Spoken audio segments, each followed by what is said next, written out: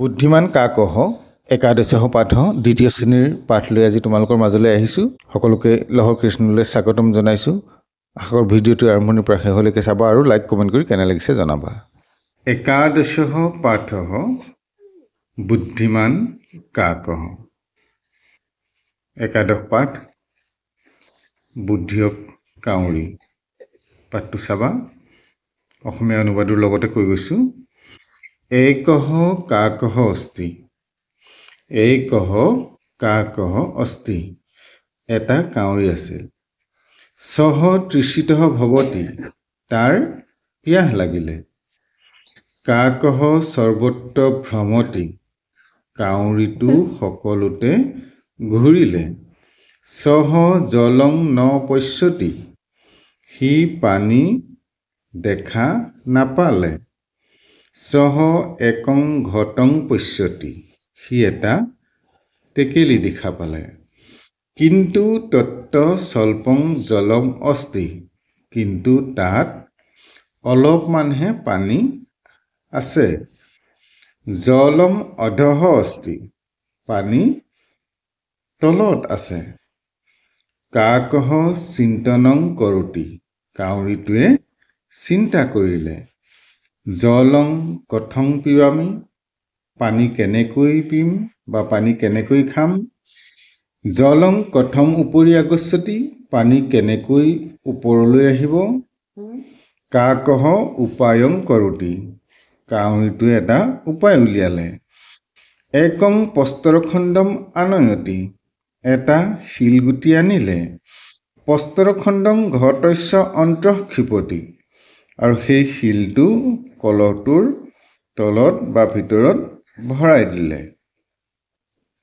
সহ পুনঃ পুনঃ এবং কৰোতি। সি বাৰে বাৰে এনেকুৱা কৰিলে।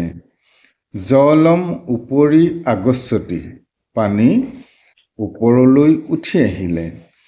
কাকহ জলং পিবতি। কাউৰীটোৱে পানী খালে।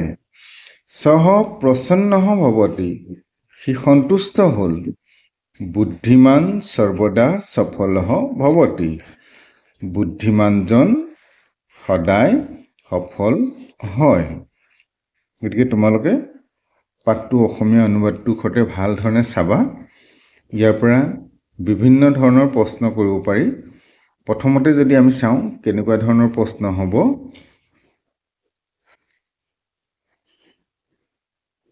কহ তৃষিতঃ ভৱতি। কাৰ পিয়াহ লাগিলে। তেতিয়া আমি কি বুলি ক'ম।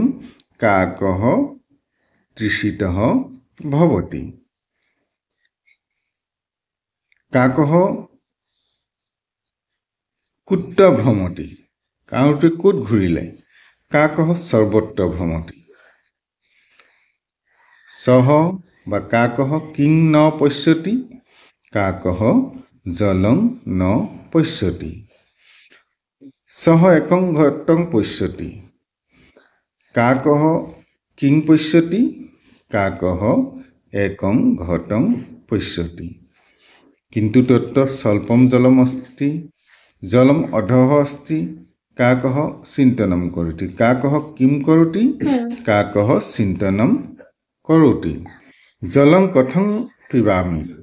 জলং কথম উপৰি আগচ্ছতি। কাকহ উপায়ং কৰোতি। একং প্ৰস্তৰখণ্ডম আনয়তি। কাকহ ইয়াত প্ৰশ্ন কেনেকৈ হ'ব পাৰে। কাকহ প্ৰস্তৰখণ্ডম কুত্ৰ ক্ষিপতি। আমি তেতিয়া লিখিম কাকহ প্ৰস্তৰখণ্ডং ঘটস্য অন্তঃ ক্ষিপতি। কাকহ